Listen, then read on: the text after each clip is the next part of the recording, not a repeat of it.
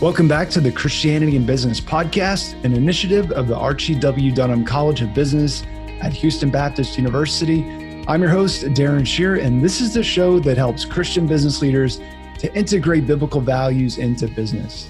On this episode, we're joined by a good friend of HBU, Jeff Applegate. Jeff founded Texas Injection Molding in 2013 and serves as Chief Executive Officer. Texas Injection Molding provides plastic injection molding services to many industries in the South Central United States. Jeff was the co-founder of the Greater Houston Manufacturing Association and serves on the advisory boards of the University of Houston College of Industrial Engineering and Houston Community College Advanced Manufacturing Center. He's the author of the book, Good to Great Families. Jeff is married to Julie, and they have 3 grown children. And one of the things that we have in common, actually, as we were discussing here, sadly, both of our fathers just passed away of COVID. And don't mean to mention that as a downer to anybody, but I think probably many of you can relate to that right now, whether you've lost a loved one to this pandemic or you know somebody who's going through it. It seems like it's affecting more and more of us in more personal ways, and I know Jeff and I can certainly relate to that, what you're going through, and just wanted to encourage you and just pray God's comfort over anyone who is experiencing that loss of a loved one right now. Just know that God is with you, and as Jeff was saying earlier, that's what this season of Emmanuel means, God with us. That's what Christmas is all about. And so without further ado, let's head on into the interview. Jeff, welcome to the Christianity in Business podcast. Thank you for having me, Darren. All right. So we're going to talk about what's the culture of your company. That's really going to be the focus of this discussion. And you said, I read that you said the culture at Texas Injection Molding takes as its model the biblical character of Boaz, the grandfather of King David. What do you mean by that? Well, it's something that I kind of worked into. I think over the years, I've tried to figure out how to live out my personal faith and my personal convictions in the right way within the workplace. And culture was about that. And it was, I used to always say is if I can get my people to genuinely respect each other and care for each other, everything else will take care of itself. And that was kind of the direction that I was going, but I never really had a biblical picture of a business person that could illustrate it. And then one day I just stumbled on the story in Ruth about Boaz, and it says, Boaz is out in the fields, and it says, and now behold, Boaz came from Bethlehem and said to the reapers, may the Lord be with you. And they said to him, may the Lord bless you. And that little verse, I think I stopped and paused. And Boaz, he was a business guy. He was at the time, he was a wealthy landowner, had people working in his fields. But that little verse said so much about Boaz and his character and the culture that he had developed in his within his farm and his community, and that became kind of an illustration for me in the business. Yeah, and so what was it about his character? And maybe you could start with the aspect of that verse, may the Lord be with you. And that's how Boaz greeted these reapers. What does that mean for your business? Well, I think it's the same thing. When he says, may the Lord be with you. I mean, he was expressing his faith to these people that he worked for him, and he cared for them. He was out in the fields. He was walking amongst the people. It shows me that he had a relationship with them, especially in their response. When they respond and say, may the Lord bless you, by him saying, may the Lord be with you, he is wishing his blessing on them. he is communicating where his faith is, that his faith, especially in the days where you're a farmer, you trust in God for rain and sun. You value those workers. You have a relationship with those workers. And in turn, when you genuinely care for those workers and respect those workers for the jobs that they're doing, they will care for you. They will care for your business. They'll take care of your crops. They'll take care of, in our case, they're going to take care of, the equipment. They'll take care of our customers. They'll care for each other. So I think that whole framework of the attitude that he brings is symbolic of the culture that he had, and is something that I look to say, how can I build a business that and be the Boaz in my business? Yeah. And if I remember correctly, there was a great famine in the land at that time. And Boaz was, he was in a lot of ways, providing redemption. Just providing a source of food. Interesting. Here we are at Christmas time, thinking a lot about Bethlehem, and which literally means the house of bread. And so in a time of famine, people were coming to Boaz, and he was not only able to provide a source of revenue for himself, but provide a source of work and income for these workers, which is so powerful, right? It is, and I think that as business owners, that's a great privilege that we have. For this little brief time on earth, we have been given some charge over some of God's resources, and we've given some charge over some of the people. My company, I have about 100 employees, so there's 100 families that I have the privilege to be able to provide a place of work for them, where they can earn a paycheck, where they can grow in their careers, where they can provide for their families. And it is a great, great privilege, I think, and great responsibility to do that, and to know that it's only for a time, and that it is not ours. It's not ours, but it is God's. That all the resources are His, and then we just get to be a steward of it for the brief time that we're on this earth.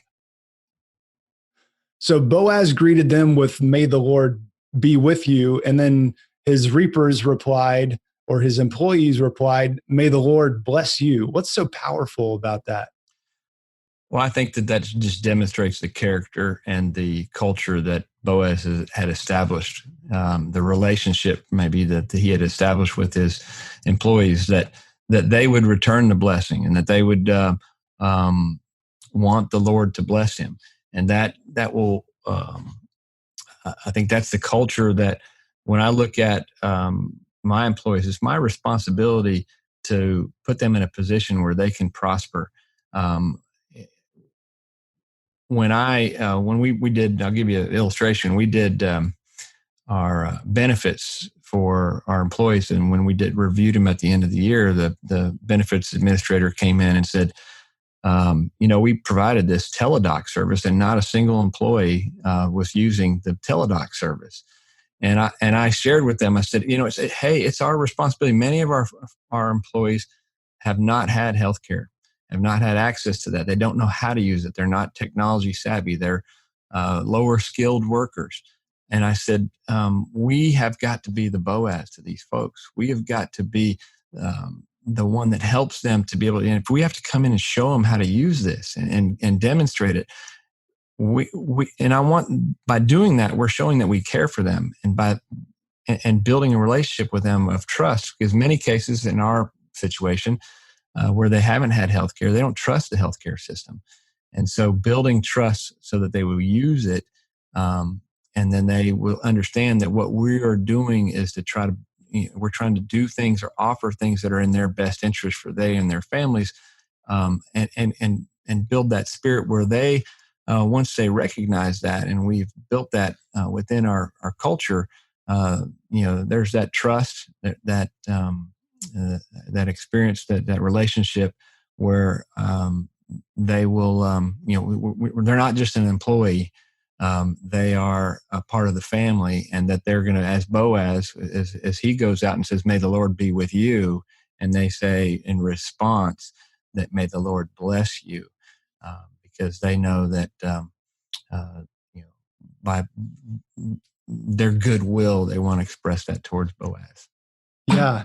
And it made me think about Abraham and God's promise that I will bless those who bless you. And here are these reapers are blessing as a descendant of Abraham. And so, of course, God is gonna bless them because they have a heart to bless one of God's people. And that just the evidence of God's blessing on a man or woman of God in the marketplace does become so evident, or at least it should become evident if we're truly, I mean, if we're saying things like "May the Lord be with you" to our employees, they start to get some sense of, oh, okay, so that's why he or she does what they do and how they do it, and why they're always giving credit to God and things like that. They start to, and it's not just about proselytizing, but it's, hey, you can pray with your employee, right? I mean, and you've got some stories about that. I do. As far as praying with my employees, we've. I think that's a privilege that it's not something that I'm going out and looking to pray for them. It's a relationship that I've developed as Boaz developed a relationship, and that I go out every day. As Boaz went out into the fields and he talks to his people, he was there, he was present. I'm out into the shop floor, the manufacturing floor. I try to see everybody. I try to look everybody in the eye. I try to be available to them. And when there's an occasion when someone has a loss, I can. It's only natural for me to say, hey, "Can I pray with you?" And we'll pray there. They know. I just finished a Christmas letter.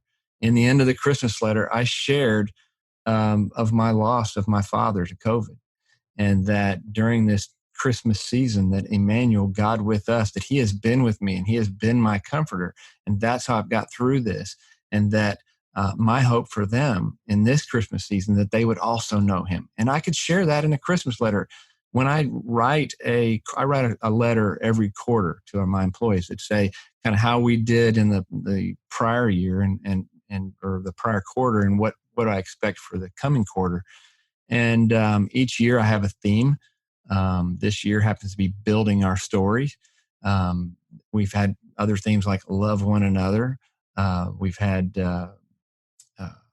all in was the very first year when we literally was all in on starting the business. But having that theme, I usually have a verse. It's not that supports that theme for the year.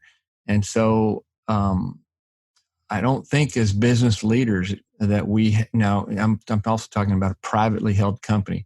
As business leaders, we don't have to hide from who we are. I mean, that's not, there's no legal, there's no laws that say that we can't be who we are and can't express it. We can't discriminate based on our beliefs. And in my business, I want to invite, we try to build it on a strategy of people, process, and technology. I want to hire the absolute best people that I can get. I don't care what their religion, their creed, their color. I want the best qualified people that I can get. And then I want to give them, develop great processes to manufacture a repeatable product. And then I want to give them the technology and tools. So it's people, processing, technology. And then I try to wrap that people, process, and technology as a strategy. I wrap that in a culture where people genuinely respect each other, care for each other. When you can do that, that's why I say that's the secret sauce. That's the magic in the bottle. When you can have a culture where people genuinely care for each other, they want to show up. They will show up for their friends. Mm. They will work hard for their friends. They'll come in at 2 a.m. when they need to, and because their friend needs them. And when you can do that, it's not only a fun place to come to work, but it's a competitive advantage in the marketplace. It's unbeatable. Yeah. And you mentioned how you like to go out and walk around on the factory floor and just really be face to face with everybody. And you also pointed out that that's what Boaz did. Was he was out he could have just stayed in the house and let the servants do the work and make his mailbox money, as entrepreneurs fantasize about. But instead, he was out in the fields with the workers. Can you just talk about the importance of that and what that looks like for you? Sure. I think in the secular world, they talk about it like management by walking around is made famous. But long before that, Boaz was out in the fields walking amongst his employees. He could have been, and later in verse 6, it talks about, and the servant in charge of the reapers answered. So there was a servant that was in charge of the reapers. It's not like he was their direct supervisor. Boaz owned the farm, and he could have been up at his house sitting on the hill looking over the farm, but no, he chose to be out there walking amongst the people. And I think that discipline, for me, I enjoy it because I enjoy the people, and I enjoy what we do. We're in the custom manufacturing business where every day we're making 10 or 12 different products, and I enjoy seeing the products that we're making, seeing the problems, the challenges that people are facing, and seeing if I can help them. And that allows me to build relationships with them, and to express my concern for them, to hear their problems directly firsthand, and to have some influence into solving some of those problems. So I think that Boaz, by being in the fields, not only did he have the relationship, but he saw, did they have the right tools to do their job? Did they, what other problems did they have, either relationally that he could help solve, or tools, or, how could he help them prosper, and how could he help them be successful by being firsthand right there in the middle of them? And then I'm sure he went back and he let his supervisors do their job, but he had that personal connection to his employees. Yeah. And I think the reapers I don't remember exactly, but were those separate from those who were coming in to pick up the gleanings from the fields and the corners of the fields? I think those were the people who are picking up the from the corners, the leftover. After the reapers had come through and gathered the crop, there was the leftovers, and the poor would come, and they would allow the poor to come. They knew that was kind of their way to leave some. That they didn't take every piece of the harvest with them. They would leave some, and then that was gave the poor the opportunity to come in and to and that's to take from that harvest as well. Yeah. And I mean, that in and of itself is such a demonstration of his character that would have been so evident to these employees of his. Because he had to tell them, like, don't, like, let the poor come in and do this. And they're wondering, like, what? This is your field. Like, why would you not want to harvest 100% of that for your own bottom line? And he says, no, we're going to let the poor come in and get the extra. I think that, I hadn't thought about that really, but the one of the core values for our company is to give back to the communities that we live and work.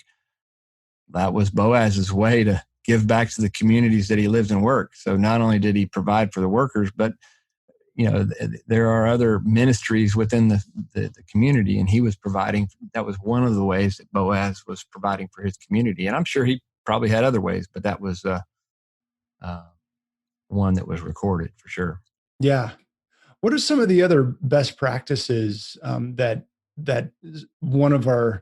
our business owners and managers that are listening right now could take and apply in their business as it relates to really modeling the character of Boaz, and this is the kind of guy that God says, I want this guy to be essentially the great, great, great, great, great, I don't know how many great grandfathers of Jesus himself. Well, I think that Boaz, I'm sure Boaz had many characteristics that he demonstrated with his employees and with those that worked for him. And I think as leaders, how we respond in a crisis. I'm sure Boaz had crises in his own farm and his own life. And, we living in Houston have had hurricanes. We're going through a pandemic right now. We've had floods. So how do you respond as a crisis and in the midst of a crisis? In our case, say Hurricane Harvey, that was a chance to go and love people. That was a chance to go visit them at their homes. That was a chance to partner with other industry, other people that are competitors in our industry that wanted to help us that were down in Houston. And I allowed them adopt some employees, families, and provide. They replace furniture, they replace clothing. As I mentioned before, praying with people and praying for them. For us, as leaders in the business, I think we have the opportunity, whether it's saying grace over a meal, or it's just living out our faith in an authentic and genuine way that is attractive, and that people will ask about and inquire about. So I think when there's a crisis, the natural thing for me as a believer is I'm going to pray, and I will express that to them. And when it's comfortable or it's the right time, I'll pray with them. I had an experience where we had an employee, a business partner that was very sick, and it caused concern amongst the employees that we could potentially lose this person. And so we would gather, and I would give reports on their health condition, and we would pray together for that person. So I think that's just a natural place to do that. My own behavior, we got to manage our own behavior, and how do we act in front of folks, and do we take special privileges? I mean, we are a servant for them. In my opinion, I think our jobs as leaders is to direct the way we're going to go, and then how can we help you and serve them, as Boaz, I'm sure, did with his folks. As leaders of our businesses, we've got to make right choices. We're going to be judged, and we're going to be prosperous, or we're going to fail because of our choices that we make. Being grounded in the Word every day is a way that helps me to make right choices. I mean, there's a Bible in the side of my desk. It's something that I read in the mornings beforehand. People know that I'm reading it before the work day starts. And it's something that I will reference throughout the day if need be, because the choices we make have an impact. So I mean, there's many. I mean, those are some of those. I think being available, maybe to end on one, is I'm a taskmaster. So even though I may walk out into the floor, there's usually a purpose for that, not just wandering around. And I think that I'm like a bee that goes from task to task, and sometimes I may give off the impression that I'm busy and don't want to be bothered. And I think that I personally have to be disciplined to linger a little bit around a conversation with somebody, to let them share what's on their heart.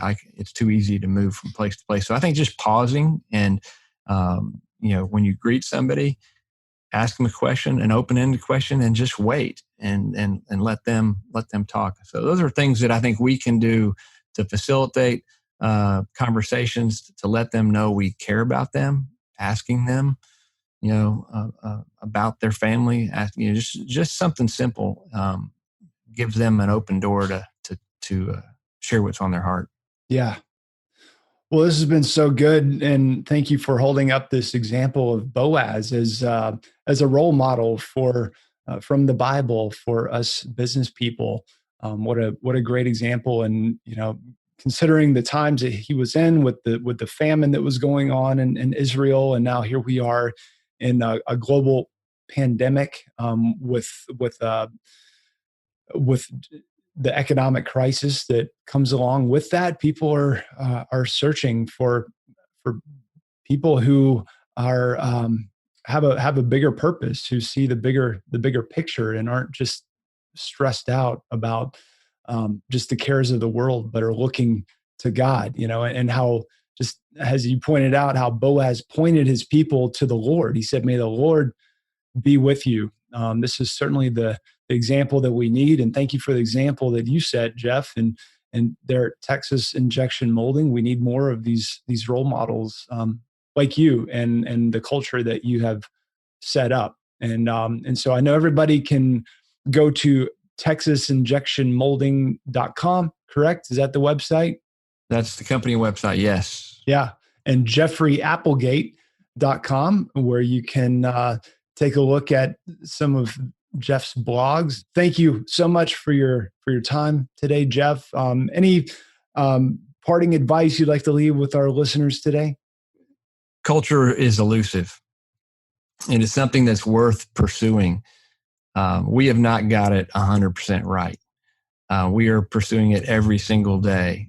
But like I said earlier, it is the secret sauce. It's the magic in the bottle.